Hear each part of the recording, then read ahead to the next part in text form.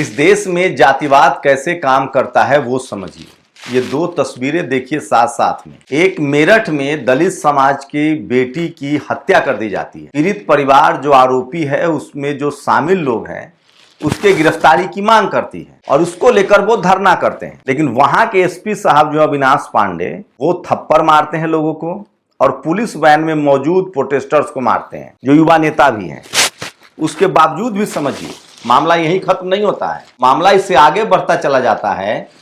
अब ये दतिया की तस्वीरें देखिए। बीजेपी के नेता है नरोत्तम मिश्रा। नरोत्तम मिश्रा का टिकट कट गया। नरोत्तम मिश्रा के समर्थकों ने 10 किलोमीटर लंबा जाम लगा दिया, उत्पात मचा रखा है। लेकिन क्या मजाल है कि वहां के एसपी, सोचिए पुलिसकर्मी घायल हुए हैं, डीएम साहब कह रहे हैं, एसपी कह रहा है, लेकिन क्या मजाल है कि किसी को एक थप्पड़ मार दे, बाल बांका कर दे। ये तो कुछ भी नहीं है। अभी तो कांवड़ शुरू नहीं हुआ है। कांवड़ यात्रा में कांवड़ियों ने साफ कहा कि तुम्हारी वर्दी उतरवा लेंगे। वहां आप डिटेन करिए, थप्पड़ मारिए। आपको लगता है तो भी जातिवाद आपको नहीं लगता है? इस देश में जितने जनरल कैटेगरी के, खासकर जो ब्राह्मण समाज के जो सोशल मीडिया पर बात करने वाले लोग हैं, वो अब भी बोलेंगे कि जातिवाद नहीं। अब तो सीधा साधा जीता जागता आपके सामने सबूत दे दिया मैंने। एक भी दलित, पिछड़ा, किसान, आदिवासी, अल्पसंख्यक नहीं था जो भरत तिवारी के इनकाउंटर को सही कहा। बहुजन जो बैठक होनी थी उसको टाल दिया गया कि नहीं ये ठीक नहीं है। आप कभी भी इनकाउंटर को जस्टिफाई नहीं कर सकते हैं।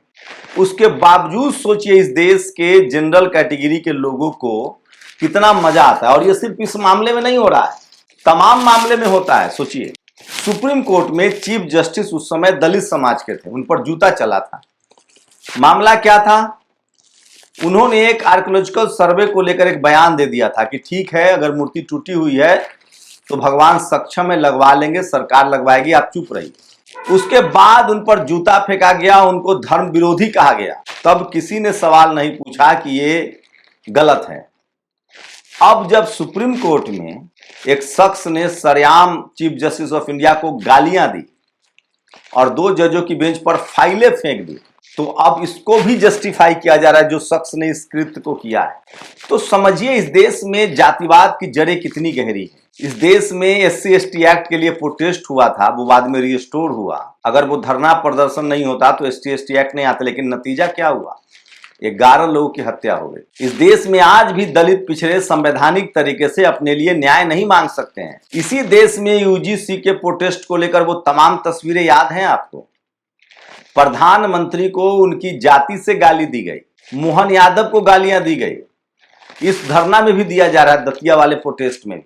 तो सोचिए आप अगर जनरल कैटेगरी के हैं, नरोत्तम मिश्रा हैं, किसी की बच्ची मारी गई है, पुलिस प्रशासन से बात करना है तो वो तो हो सकता है कि सड़क पर जाएं, जाम करें, कलेक्टर से मिले। किसी का टिकट कट गया, इसमें हाईवे जाम करने का, आप जाके पार्टी दफ्तर पर प्रदर्शन करो। अगर बीजेपी ने आपका टिकट काट दिया तो हाईवे जाम करने की क्या जरूरत है? पार्टी दफ्तर पर जाएंगे, नेताओं का घेराव करेंगे। लेकिन वहां हाईवे 10 किलोमीटर तक लंबा जाम है, आगजनी हुई, मारपीट हुई।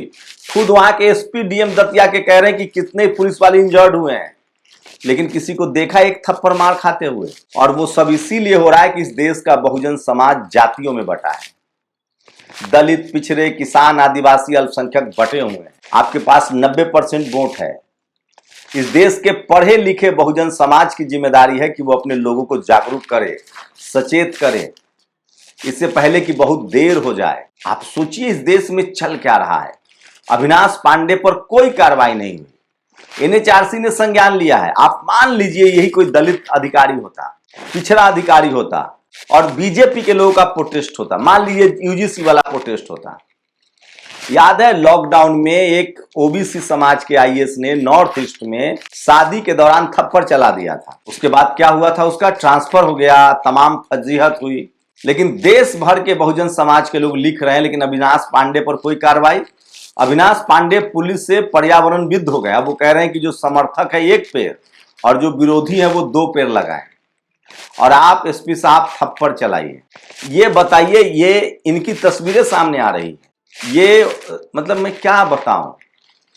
और झूठ कैसे फैलाया गया। ये सच है कि पहले रवि गौतम को पुलिस वैन में जाकर मारा गया, तब रवि गौतम ने फांसी लगाने की कोशिश की। उससे पहले भी एसपी साहब की वो वीडियो भी वायरल है जिसमें वो लगातार उन्होंने गाली दी है कि सड़क गंदा कर दिया। जो सड़क खोद दे रहे हैं, जो सड़क जाम कर रहे हैं, सोचिए जो समाज इस देश में साफ करने की जिम्मेदारी आज भी किसके माथे पर है? ईमानदारी से बताइए, कौन लोग 10,000 12,000 में सफाई कर्मचारी हैं? कौन सड़कें साफ करता है? कौन मोहल्ले साफ करता है? जो लोग गंदगी फैलाते हैं वो सफाई वाले को कचरा वाला कहते हैं कि कचरा वाला आ गया। इस देश में सफाई कर्मचारियों की सरकारी नौकरी थी, बाबू जगजीवन राम ने किया था, उसको भी प्राइवेट नौकरी में तब्दील कर दिया गया, क्योंकि सफाई कर्मचारी को जब 35, 40, 50,000 पैसे मिल रहे थे तो उनके बच्चे पढ़ लिख के नौकरी कर रहे थे। पता कीजिए किस सरकार ने और किस जाति के प्रधानमंत्री ने प्राइवेट किया था। और आज भी आपको 10-12 हजार रुपए में सफाई कर्मचारी बनाकर रखा हुआ है। गांव साफ करिए, शहर साफ करिए, गालियां सुनिए, आप सोचिए। और उस मतलब क्या कहा जाए, बहुजन समाज जिसके माथे पर सफाई की जिम्मेदारी है कंधे पर, उसको कहा जा रहा है कि रोड गंदा कर दिया। सोचिए कांवड़ियों ने किस तरह से एक ब्राह्मण इंस्पेक्टर को, पुलिस वाले को कहा कि तुम्हारी वर्दी उतरवा दूंगा। दतिया में जाम लगाया जा रहा है, नरोत्तम मिश्रा के कार्यकर्ता, अरे टिकट नहीं मिला तो बीजेपी के दफ्तर का घेराव करो, बीजेपी के नेताओं का घेराव करो। टिकट का हाईवे से क्या कनेक्शन है? सड़क से क्या कनेक्शन है?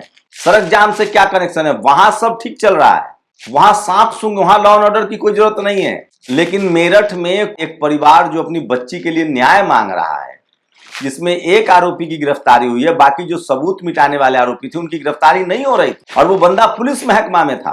तो सोचिए इस देश में जातिवाद अच्छा है। पहले टीवी अखबार हम लोग के पास था नहीं, बहुजनों के पास, तो हम लोग अपनी बात कहाँ कहते? टीवी भी उनका, अखबार भी उनका, पत्रकार भी उनका, संपादक भी उनका, मीडिया मालिक भी उनका, सरकार भी उनकी। अब कम से कम सोशल मीडिया पर लोग लिख तो रहे हैं, पढ़ तो रहे हैं, बोल तो रहे हैं, समाज में पता तो चल रहा है। मैं फिर कह रहा हूं, बहुजन समाज को इस बात में दम है। मायावती जी ने ठीक कहा है कि सत्ता की चाबी लीजिए, ये सबसे शानदार तरीका है। लेकिन इसके लिए बहुजन समाज को जागरूक भी करना होगा, इसके लिए बहुजन समाज को सचेत भी करना होगा, और उसका सबसे बढ़िया तरीका है सोशल मीडिया। आप लोग बहुजन समाज के पत्रकारों को फॉलो कीजिए, उनके जो इन्फ्लुएंसर्स हैं, जो सोशल मीडिया पर लिखते हैं, एक्स पर लिखते हैं। हमारा तो फेसबुक भारत में बंद है, आप शंभू कुमार सिंह के नेशनल दस्तक फेसबुक पर जा सकते हैं। आप हमारे यूट्यूब पर आइए, हमारे यूट्यूब चैनल को सब्सक्राइब कीजिए, उस पर वीडियो देखिए। हम लोग जान जोखिम में डालकर इनसे सवाल पूछ रहे हैं, सत्ता से सवाल पूछ रहे हैं जो नहीं पूछा जा रहा है।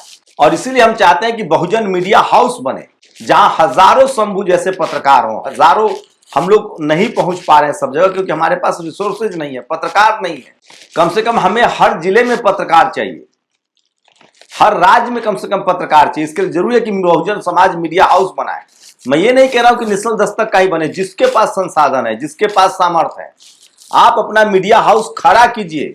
ये सोशल मीडिया मौका देता है आप लोगों को। जब तक मीडिया हाउस नहीं खड़ा करेंगे, आप इनको काउंटर नहीं कर सकते हैं। अब लड़ाई जो है वो हमेशा से लड़ाई कलम से लड़ी जाती है, नैरेटिव से लड़ी जाती है। बहुजन समाज के लोगों को बोलना पड़ेगा, जातिवाद से लड़ना है तो पढ़े लिखे बहुजन को दिमाग से डर निकालना पड़ेगा। और जिस दिन इस देश का सारा बहुजन, अभी भी जितने पढ़े लिखे लोग, अगर वो संवैधानिक दायरे में रहकर अपनी बात कहना शुरू कर दें, तो जातिवादी लोगों को करारा जवाब मिलेगा और एक्शन लेना पड़ेगा। सत्ता में नहीं है तो भी ये बात समझिए। तो सोचिए, एक तरफ टिकट नहीं मिला तो पार्टी दफ्तर घेरे, नेता का घर घेरे, वो लोग हाईवे जाम कर रहे हैं और वहां पुलिस कुछ नहीं करे, क्योंकि वो नरोत्तम मिश्रा के लोग हैं, मिश्रा हैं। और यहां अविनाश पांडे मेरठ में न्याय के लिए लोग डीएम के पास जाएगा। सार्वजनिक संपत्ति है सड़क, वहां लोग बैठ सकता है, क्योंकि गेट बंद था, वहां मारा पीटा गया। और मुझे सोचिए, और किस तरह से जातिवादी लोगों ने कैंपेन चलाया। पांडे ने ठीक किया है। अब अच्छा है, सब दूध का दूध और पानी का पानी है। जातिवाद जो है, मैं बार बार कह रहा हूं, जितने ज्यादा बड़े पदों पर बैठा हो सकता है वो उतना महीन जातिवाद करेगा। अब जातिवाद गांव में नहीं है, वहां जातिवाद खत्म हो चुका है। किसी को मारिएगा वो आपको मारेगा। अब जातिवाद शहरों में है, मीडिया में है, social media, judiciary, bureaucracy, college, university, business, sports, cinema में है, महीन जातिवाद है। और ये किसान जातियों को समझना पड़ेगा, दलित, पिछड़े, किसान, आदिवासी, अल्पसंख्यकों को समझना पड़ेगा, जाट, पटेल, मराठा, गुर्जरों को समझना पड़ेगा कि आप कितने जज हैं हाई कोर्ट में, सुप्रीम कोर्ट में, आप कितने एसपी, डीएम, कलेक्टर हैं। पूरे देश को ब्यूरोक्रेसी से कंट्रोल किया जा रहा है, मीडिया, जुडिशियरी और ब्यूरोक्रेसी। और आरएसएस, बीजेपी इसलिए कंट्रोल कर पा रही है क्योंकि जनरल कैटेगरी के जो लोग जो जातिवाद से ग्रस्त हैं, मैं सबको नहीं कह रहा हूं, जो जातिवाद से ग्रस्त हैं, वो आरएसएस और इस सरकार के सारे गलत कामों पर पर्दा डाल रहे हैं।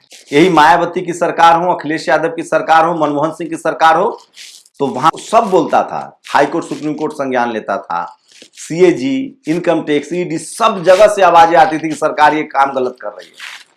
अब चारों तरफ चुप्पी है, सोचिएगा जरूर। शुक्रिया।